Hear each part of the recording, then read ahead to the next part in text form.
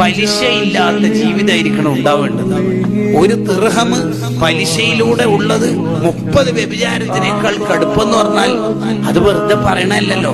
പലിശയിലൂടെ നമ്മൾ പണം സമ്പാദിച്ചാൽ പിന്നെ നമ്മളെ ദുആഇന് ഉത്തരം കിട്ടൂല.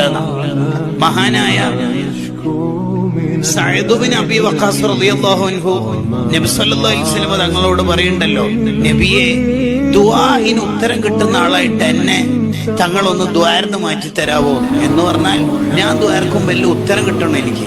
അതിനെന്താ വഴി? അതിന് തങ്ങൾ പറഞ്ഞു കൊടുത്തത് അത്വിബ് മത്വാമക തകുൻ മുസ്തജാബ ദഅവാന. മോനെ സഅദ്, മോന് കഴിക്കുന്ന ഫുഡ് ഹലാലാവണം, എങ്കിൽ മോൻ ദ്വാരന്നതിന് ഉത്തരം കിട്ടും.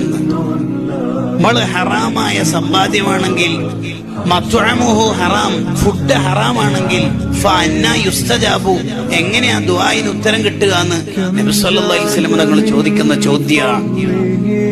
അത് നമുക്ക് ഓർമ്മ വേണം. പലിശ ഇടപാടുണ്ടാവരുത്, ഹറാമായ സമ്പാദ്യം നമുക്കുണ്ടാവരുത്.